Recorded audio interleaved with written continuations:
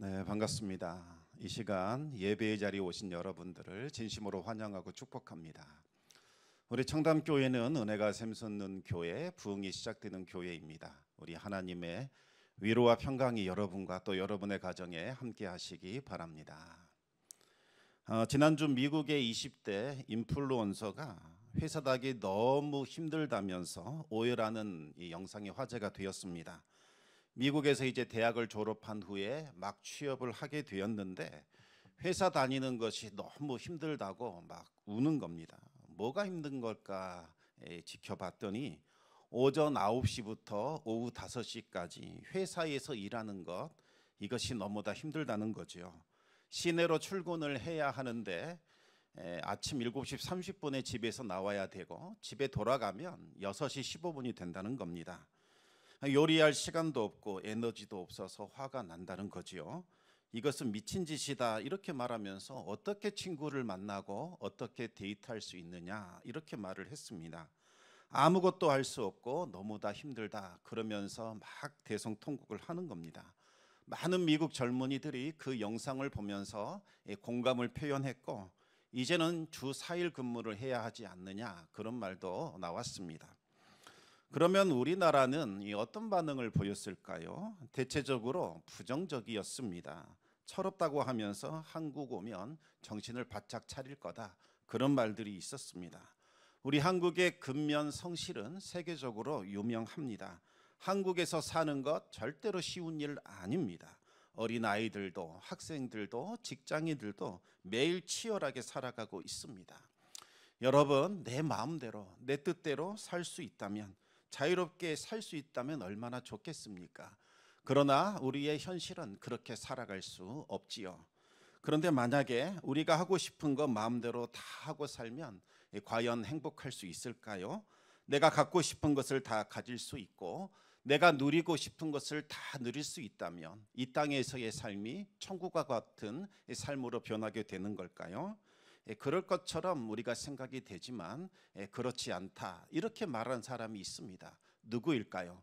바로 이 솔로몬입니다. 솔로몬은 할 수 있는 것을 다 누려보면서 살았던 인물입니다.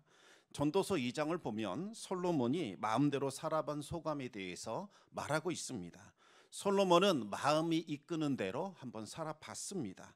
어떻게 해야 이토록 짧은 인생 보람차게 살 수 있을까? 그 좋은 머리로 그것 연구하면서 살았던 사람이 바로 솔로몬입니다. 이 술에 흠뻑 취해 마셔보기도 했고 또 향락을 즐기며 살아도 봤고 여러 가지 큰 사업도 벌여봤습니다. 세상에서 가장 화려한 궁전도 만들어 봤고 아름다운 포도원을 여러 개 만들어 봤습니다. 정원을 가꾸었고 온갖 과일 나무들을 심어 봤습니다. 또 물을 대기 위하여 큰 저수지도 여러 개 만들었습니다. 남녀 종들을 사들여 봤고 또 집에서 종들이 태어나기도 해봤습니다. 많은 소와 양과 가축대도 가져봤습니다. 은과 금과 보물도 모아봤습니다. 가수들을 거느리고 다녀봤고 처첩도 많이 두었습니다. 그랬더니 다른 누구보다도 가장 큰 세력을 가진 사람이 되어 있었더라는 거지요. 원하는 것 다 얻어봤고 누리고 싶은 영광을 다 누려봤습니다. 워낙에 지혜로운 사람인지라 하는 일마다 다 잘됐고 또 보람도 느껴봤습니다. 그런데 어느 날 돌이켜봤더니 허무함이 밀려옵니다. 모든 것이 다 헛되고 바람을 잡는 것 같이 아무런 보람도 느껴지지 않았습니다. 가만히 보니까 자신이 했던 일들은 이전의 왕들도 다 했던 일, 그 일을 그냥 반복하고 있더라는 거지요. 여러분, 그들의 결말이 어땠을까요? 흙으로 돌아가는 한 줌의 허무한 인생이었다는 겁니다. 솔로몬은 웃음을 쫓아가는 인생, 미친 짓이다. 희락을 위하여 살아가는 것, 헛된 짓이다. 이렇게 결론을 내렸습니다. 그러면서 솔로몬이 말합니다. 마음대로 사는 인생, 행복하고 아름다운 것처럼 보이지만 아무것도 남지 않는 허무한 인생이요. 그 끝은 멸망이라고 했습니다. 복되고 아름답고 가치 있는 인생은 마음 내키는 대로 내 마음을 따라 살아가는 인생이 아니라 마음을 다스리며 살아가는 인생이다. 그렇게 말했습니다. 그래서 그 유명한 말을 남기게 되지요. 잠언 4장 23절 말씀입니다. 우리 같이 한번 읽어보겠습니다. 모든 지킬 만한 것 중에 더욱 내 마음을 지키라. 생명의 근원이 이에서 남이니라. 아멘. 솔로몬은 말합니다. 너희 마음에, 너희 충동에 이끌리지 말고 마음을 다스리고 지키라. 생명의 근원이 이 마음에서 나오기 때문이죠. 여러분, 강을 계속해서 거슬러 올라가다 보면 이 강이 시작하는 근원지가 나오게 됩니다. 우리나라 젖줄기인 한강도 발원지가 있습니다. 강원도 태백의 이 검룡소라는 아주 작은 웅덩이, 여기에서부터 물이 시작이 된다고 하지요. 한강을 생각해 보면 웅덩이가 너무 작아서 의외라는 생각이 든다고 합니다. 지하수가 석회석 이 안반을 뚫고 올라오는데 매일 2,000톤에서 3,000톤 되는 양이 흘러 넘친다고 합니다. 물이 이곳을 떠나서 정선과 영호를 거쳐서 이제 양평에 있는 두물머리에서 북한강과 만나 이제 한강을 이루게 되는 겁니다. 그런데 여러분, 이 발원지에다가 치명적인 독성을 가진 독극물을 뿌려버리면 어떤 일이 벌어질까요? 우리가 알고 있는 이 주름을 펴주는 복토스라는 것이 이 보톨리움 독소에서 나온다고 하는데 지구에서 가장 독성이 강한 물질로 알려져 있습니다. 청산가리의 수천 배, 탄저균의 10만 배 이상이라고 합니다. 1g만 공중에 딱 살포해도 150만 명을 죽일 수 있고 4kg을 뿌리게 되면 전 인류를 살해할 수 있는 아주 치명적인 독성이라고 합니다. 만약 그와 같은 강력한 독성 물질을 이 발원지에다가 뿌린다면 어떻게 될까요? 발원지는 그냥 독극물로 변하게 될 겁니다. 그곳에서 흘러나오는 모든 강물도 다 독극물로 변하게 될 겁니다. 그 물은 생명수가 아니라 죽이는 물이 되겠지요. 물에 살고 있는 생명체들이 다 죽게 될 것이요, 물이 닿는 곳마다 생명체가 죽게 될 겁니다. 그런데 이 사람의 마음이 바로 생명수가 흘러나오는 근원지라는 겁니다. 마음이 오염이 되면 우리의 생명도 오염되어 죽게 되는 겁니다. 마음이 청결해지고 정화가 된다면 우리의 생명도 깨끗해져서 살아나게 되겠지요. 따라서 다른 어떤 것들보다 이 마음을 지켜야 한다, 이렇게 말하고 있습니다. 성령님이 우리의 마음을 주관해 주신다면 우리는 영원한 하나님 나라를 바라보며 소망하며 그것을 위해서 살아가게 될 겁니다. 선하고 아름다운 생명수가 흘러나와 살아나고 고침받고 회복이 되겠지요. 그러나 악하고 더러운 영들이 우리의 마음을 점령하게 된다면 썩어 없어질 것, 그것에 매이게 됩니다. 허무하고 절망적인 것들을 위하여 살다가 헛되이 죽어가는 인생을 살게 될 겁니다.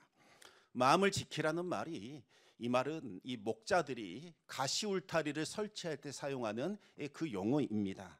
목자들이 광야에서 양들과 함께 지내다가 밤이 되면 양떼들 주변에 가시울타리를 쳐서 맹수들로부터 이 양떼를 보호했습니다.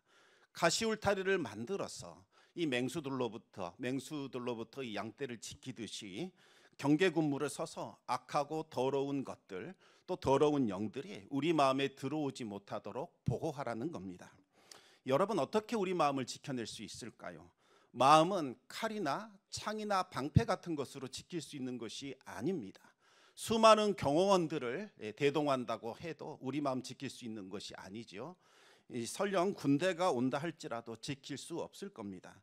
하나님의 말씀을 우리 마음에 새겨 놓아야 그 말씀이 우리를 돌보고 지켜주게 되지요.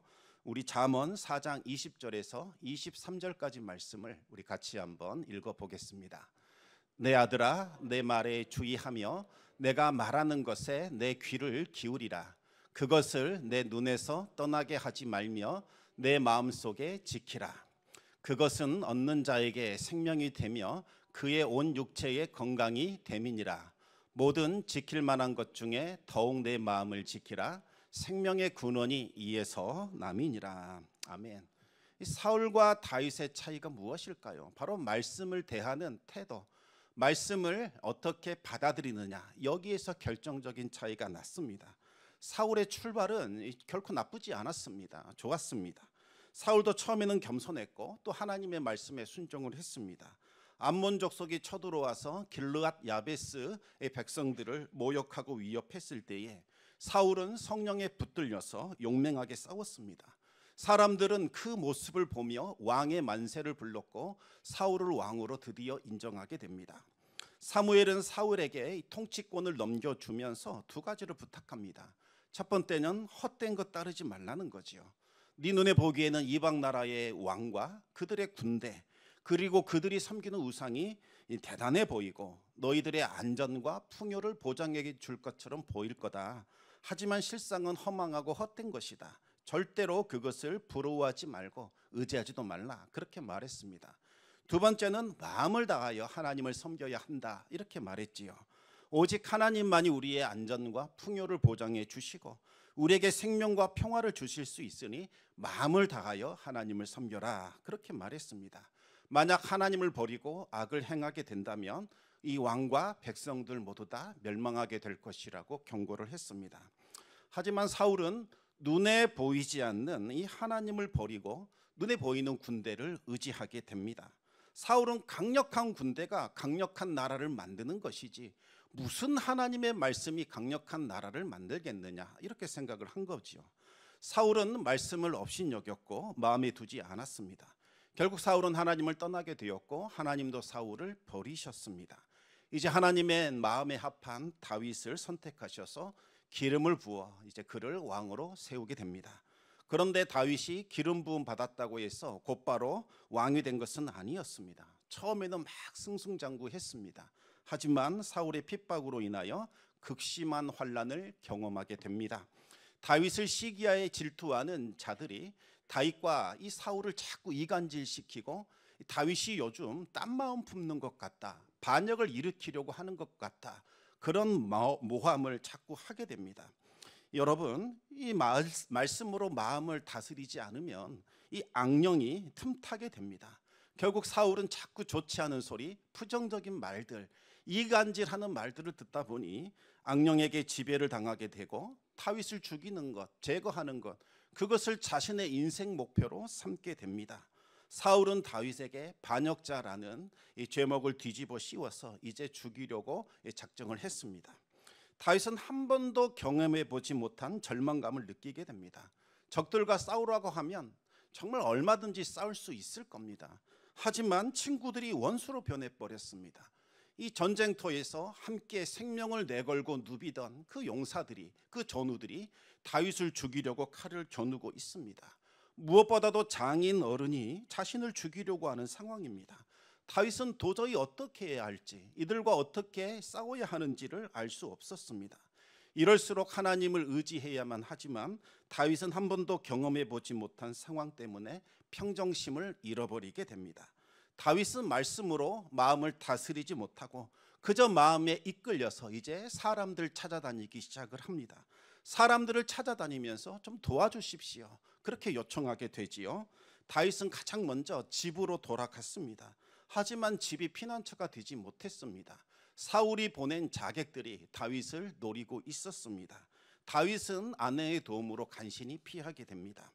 다윗은 곧바로 선지자 사무엘을 찾아갑니다. 사울을 이스라엘의 왕으로 세워준 사무엘이라면 나를 좀 지켜줄 수 있지 않을까 생각을 한 겁니다. 하지만 사울은 그 사무엘조차 이제 두려워하지 않았습니다. 3번이나 자객을 보냈고 그것도 안 되자 직접 병사들을 거느리고 쳐들어오게 됩니다. 하나님의 도우심으로 도망친 다윗은 이번에는 사울의 아들 요나단을 찾아가게 됩니다.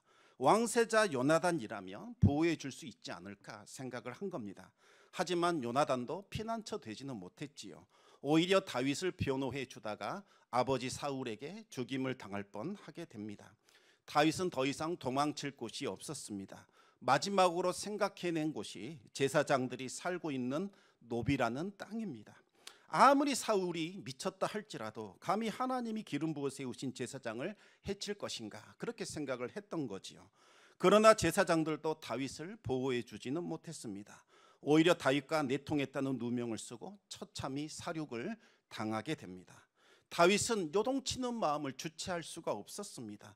이럴수록 말씀 붙들고 기도해야 하는데 두려움에 사로잡혀 그렇지 못했던 거지요. 다윗은 말씀에서 피난처를 찾은 것이 아니라 눈에 보이는 것에서 피난처를 찾으려고 했습니다. 결국 다윗은 결론을 내립니다.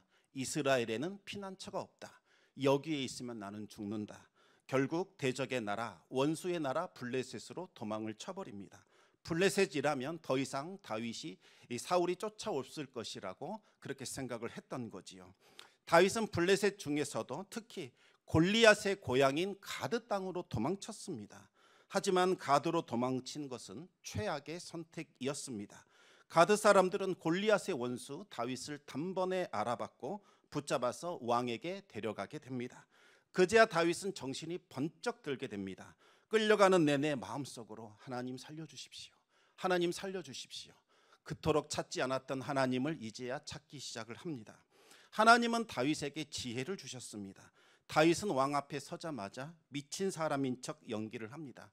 대문에다가 손가락을 막 휘적거리기 시작을 하고 주먹으로 대문짝을 쿵쿵 치기 시작을 합니다. 그것도 부족해서 수염에 침을 질질 흘리면서 아주 역겹고 혐오스럽게 행동을 했습니다.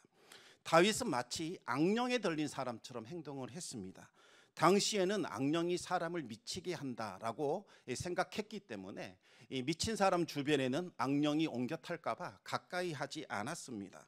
다윗이 악령에 들린 사울을 아주 잘 관찰했기 때문에 그럴싸하게 연기할 수 있었던 거지요.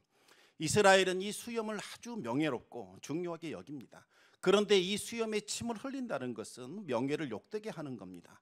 블레셋 가드의 왕은 장차 이스라엘의 왕이 될 인물이 이런 짓을 하리라고는 생각조차 못했습니다.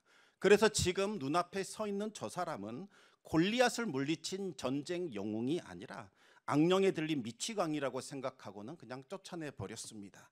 다윗이 살아날 수 있었던 것은 잔꾀를 부리고 임기응변을 잘했기 때문이 아니었습니다. 하나님께서 대적의 눈을 가려주셨기 때문이죠. 하나님의 은혜로 살아날 수 있었던 겁니다. 이 사건을 통해 다윗은 하나님이야말로 피난처시구나, 요새이시구나, 이 사실을 깨닫게 됩니다. 가드 땅에서 빠져나온 다윗은 말씀을 붙들고 이제 하나님께 기도하게 됩니다. 하나님은 다윗을 아무도 살지 않는 곳 이스라엘 광야로 이끌어 주셨습니다. 다윗은 유대 광야에 있는 아둘람 굴이라는 곳에 홀로 머물며 이제 하나님의 말씀을 듣고 기도하는 법을 새롭게 배우기 시작합니다. 하나님을 믿고 하나님을 신뢰하고 의지하게 되었지요. 만약 처음부터 다윗이 말씀을 붙들었다면 얼마나 좋았겠습니까? 두려워하지 마라. 내가 너와 함께한다. 내가 너의 피난처이지 않느냐. 아무도 너를 해치지 못할 것이다. 내가 너를 강하게 할 것이요 내가 너를 통치자로 세울 것이다. 하나님의 말씀이 들려와서 그 두려운 마음을 어루만져 주시고 또 새 힘을 주시지 않으셨겠습니까? 하지만 다윗은 마음에 이끌려서 두려운 마음에 요동쳐서 눈에 보이는 피난처를 찾았던 겁니다. 그리하여 제사장들이 사울에게 몰살당하는 비극이 일어났습니다. 여러분, 다윗이 처음 이 유대 광야 한복판 아둘람 동굴에 거할 때에 그의 심정이 어땠을까요? 배신의 아픔 얼마나 쓰라렸겠습니까? 두려운 마음, 절망적인 생각, 내가 이대로 멸망하는 건가? 조바심이 막 일어나서 어찌 잠이 들 수 있었겠습니까? 아마 견딜 수 없었을 겁니다. 이 아둘람이라는 말은 이 막다른 곳, 이런 뜻을 가지고 있습니다. 다윗이 아둘람 동굴까지 들어왔다는 것은 이제 인생 막장, 벼랑 끝에 서 있다는 의미입니다. 다윗은 얼마 전까지만 해도 대단했습니다. 이스라엘을 구원한 구국 영웅, 위대한 장군, 장차 왕이 될 왕의 사위, 이와 같은 칭송을 받았던 아주 위대한 사람이었습니다. 그런데 지금은 왕의 자리를 탐하는 반역자라는 누명을 쓰고 이리저리 떠돌며 방황하고 있는 거지요. 다윗은 가장 낮고 비참한 모습으로 이 아둘람 동굴로 기어 들어오게 됩니다. 다윗의 몸과 마음은 지칠 대로 지쳤습니다. 무슨 소망이 있고 무슨 희망이 있겠습니까? 더 이상 의지할 곳도 없습니다. 아둘람 굴은 다윗의 일생에서 가장 낮고 비참한 자리인 거지요. 그런데 여러분, 이 아둘람은 또 다른 의미가 있습니다. 막다른 곳, 이런 뜻도 있지만 피난처, 은신처라는 뜻도 있습니다. 이 아둘람 동굴 자체가 피난처와 은신처가 된다는 것이 아니라 막다른 곳에서 이제 진정한 은신처와 피난처를 발견하게 된다는 뜻입니다. 다윗은 이 아둘람에서 구원자여 피난처이신 하나님을 새롭게 경험하게 됩니다. 여러분, 성도들에게 찾아오는 이 인생의 막다른 곳, 발 디딜 틈이 없는 벼랑 끝은 이제 구원자요 피난처이시는 하나님을 새롭게 만나는 곳이라는 사실을 꼭 기억하시기 바랍니다. 다윗은 밀리고 밀려서 이 아둘람 동굴까지 들어왔습니다. 그런데 이 아둘람 동굴은 어떤 곳이냐? 다윗이 목동 시절에 양을 치며 돌볼 때에 이곳에서 피신했던 바로 그곳이었습니다. 다윗은 이곳에서 오직 하나님만을 의지했던 그 목동 시절을 다시 떠올릴 수 있었습니다. 다윗은 그때를 기억하면서 이제 주야로 말씀을 묵상하기 시작했고 잃어버렸던 하나님과의 교제를 다시 회복하기 시작합니다. 다윗은 하나님을 기억하면서 소리내어 울기 시작합니다. 우리 시편 57편 1절에서부터 3절까지 말씀을 같이 한번 읽어보겠습니다. 하나님이여 내게 은혜를 베푸소서, 내게 은혜를 베푸소서. 내 영혼이 주께로 피하되 주의 날개 그늘 아래에서 이 재앙들이 지나기까지 피하리이다. 내가 지존하신 하나님께 부르짖으며 곧 나를 위하여 모든 것을 이루시는 하나님께로다. 그가 하늘에서 보내사 나를 삼키려는 자의 비방에서 나를 구원하실지라. 하나님이 그의 인자와 진리를 보내시리로다. 아멘. 다윗은 지금 자신이 재앙의 한복판에 서 있다고 생각을 했습니다. 서러움, 억울함을 토해내면서 눈물로 기도했습니다. 어린 독수리가 재앙의 날에 어미 품속으로 뛰어들어가듯이 다윗도 하나님의 날개 그늘을 찾았습니다. 그리고 이 재앙이 속히 지나가기만을 기도했습니다. 그러자 말씀과 기도가 다시 회복되었고 하나님과의 교제가 살아나기 시작합니다. 다윗은 막다른 곳에서 참된 은신처와 피난처이신 하나님을 다시 만나게 됩니다. 그러자 까맣게 잊어버리고 있었던 꿈과 비전이 다시 살아나기 시작하지요. 시편 57편 5절 말씀을 같이 읽겠습니다. 하나님이여 주는 하늘 위에 높이 들리시며 주의 영광이 온 세계 위에 높아지기를 원하나이다. 아멘. 하나님이 하늘 위에 높이 들리시고 온 세계 가운데 하나님의 영광이 나타나기를 간절히 갈망하는 그와 같은 소망이 생겨난 겁니다. 지금 악한 자들이 하나님의 그 거룩한 땅에서 날뛰며 의로운 자들을 핍박하고 있습니다. 그들은 교만한 마음으로 하나님을 업신여기며 오만방자하게 행동하고 있습니다. 다윗은 하나님이 자신에게 주셨던 말씀을 다시 기억해냅니다. 하나님께서 기름 부음 받은 자 다윗을 통해서 악한 자들을 징벌하실 것이요 불의한 통치를 끝낼 것이라고 하셨던 그 말씀을 다시 붙들기 시작합니다. 지금은 막다른 곳 아둘람굴에 머물고 있지만 언젠가 하나님이 다윗을 이스라엘의 통치자로 세울 것을 믿었습니다. 다윗은 그날에 하나님의 공의와 정의를 실현시킬 것이요 그로 인하여 하나님의 영광이 온 세계 가운데 높임받게 될 것이라고 확신을 하게 됩니다. 말씀과 기도가 회복되자 마침내 다윗은 하나님의 관점에서 바라보기 시작을 합니다. 하나님께로부터 받은 그 소명과 비전을 깨닫게 됩니다. 지금 다윗이 처한 상황은 사람의 생각으로는 도저히 이해할 수 없지만 하나님께서 반드시 새 일을 행하실 것이라는 믿음과 확신을 갖게 되었습니다. 이제 다윗은 결단합니다. 더 이상 요동칠이 아니라 내 마음을 하나님께만 확정시킬 것이다. 그렇게 결단하고 또 결단하게 됩니다. 우리 시편 57편 7절과 8절 말씀 읽어보겠습니다. 하나님이여 내 마음이 확정되었고 내 마음이 확정되었사오니 내가 노래하고 내가 찬송하리이다. 내 영광아 깰지어다. 비파야 수금아 깰지어다. 내가 새벽을 깨우리로다. 아멘. 다윗은 흔들리는 그 마음을 확정시켰습니다. 더 이상 요동치는 마음에 휩쓸리지 않기로 결단하게 됩니다. 지금까지는 절망을 바라봤습니다. 고통을 바라봤습니다. 어둠을 바라봤습니다. 하지만 이제는 하나님 보기로 결단하게 됩니다. 나와 함께 하시는 하나님, 나를 지켜주시는 하나님, 나의 피난처가 되시는 하나님, 새날을 주시고 새 희망과 소망을 주시는 하나님을 바라보기로 결단을 한 겁니다. 흔들리는 마음을 이제 하나님께로 고정시키고 확정시키기로 결단하게 됩니다. 여러분, 배가 흔들리면 항구에 가서 정박시켜 흔들리지 않도록 고정시켜야 합니다. 마찬가지로 영원한 하나님, 피난처 되시는 하나님께 우리의 마음을 고정시켜야 우리의 마음이 요동하지 않고 흔들리지 않게 되지요.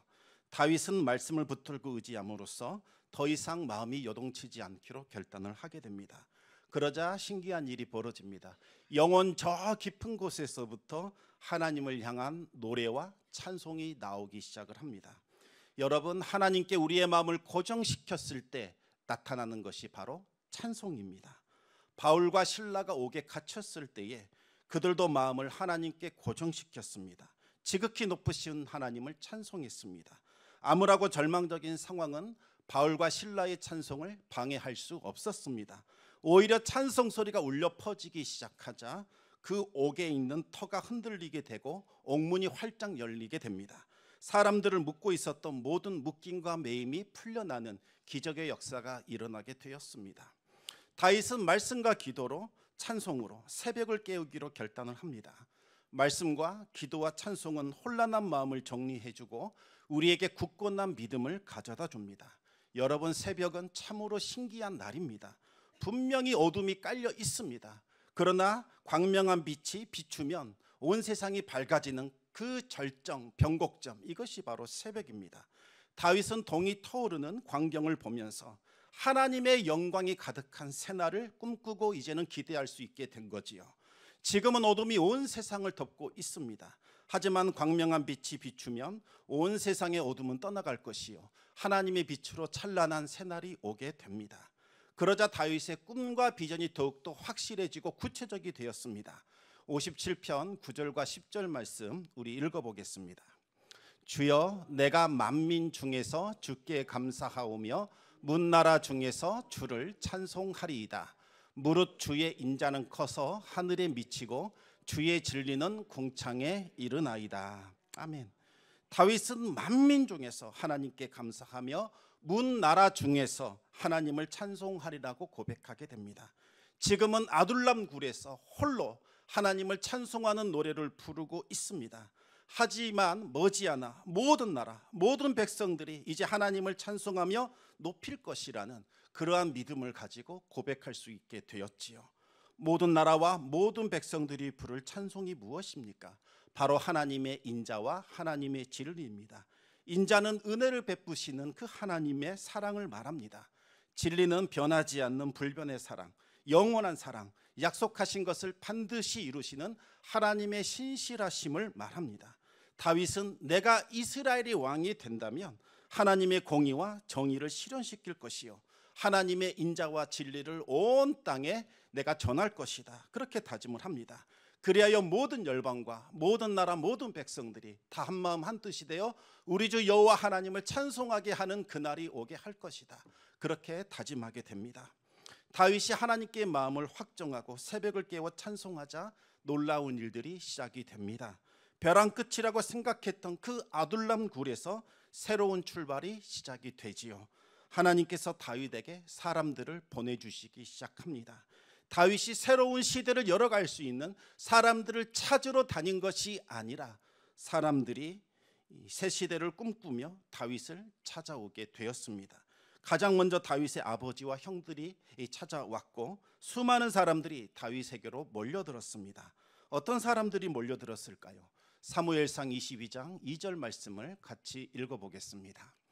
환난 당한 모든 자와 빚진 모든 자와 마음이 원통한 자가 다 그에게로 모였고 그는 그들의 우두머리가 되었는데 그와 함께 한 자가 400명 가량이었더라. 아멘.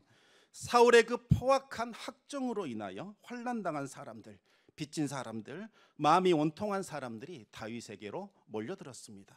이들은 단순히 사회의 불만을 가진 불량배들이 아닙니다. 사울의 이 불의한 통치를 끝내고 하나님의 의로운 통치를 실현시켜줄 새로운 왕, 그를 찾아온 겁니다. 그들 중에는 용사들도 있었고 선지자들과 제사장도 있었습니다. 이들은 다윗 왕국을 건설하는 1등 공신들이 됩니다. 전투 요원들만 400명입니다. 딸려온 사람들을 포함시키면 1500명 이상이 다윗에게 몰려든 거지요. 다윗은 흔들리고 요동치는 마음이 이끌려 절망의 자리로 내몰렸지만 이 벼랑 끝에서 말씀과 기도를 회복했고 피난처와 요새가 되시는 하나님을 만나게 됩니다. 하나님은 마음이 요동치는 다윗을 향하여 하나님께 마음을 확정시키라 요구하셨습니다. 인자와 진리를 베푸신 하나님을 믿고 신뢰함으로 네 마음을 고정시키라 그렇게 말씀하신 거지요. 다윗은 마음을 확정했고 또 확정했습니다. 그러자 다윗의 영혼 깊은 곳에서 새벽을 깨우는 찬송이 흘러나오기 시작을 했더라는 겁니다. 여러분, 새벽을 깨우는 찬송 소리와 함께 이제 하나님의 역사가 시작이 됩니다. 새로운 시대가 열리게 되지요. 하나님은 새로운 일들을 꿈꾸는 자들을 보내주셔서 새로운 역사를 만들어 가신 겁니다. 성도 여러분, 지금 사방이 다 막히셨습니까? 모든 소망과 기대가 다 끊어지셨습니까? 그렇다면 이제는 눈을 들어 하나님을 바라보실 때입니다. 살아계신 하나님께 이제 마음을 확정시키시기 바랍니다. 더 이상 요동치지 마시고 두려움에 내몰리는 인생에서 벗어나시기 바랍니다. 인간의 끝은 하나님의 시작입니다. 인간의 절망은 하나님의 희망입니다. 성도들에게 찾아오는 고난은 위장된 축복입니다. 절체절명의 어둠이 우리 인생을 덮은 것처럼 보일지라도 덩이 터오르면 이 어둠 금방 물러가게 되어 있습니다. 마음을 확정하시고 찬송과 기도로 새벽을 깨우십시오.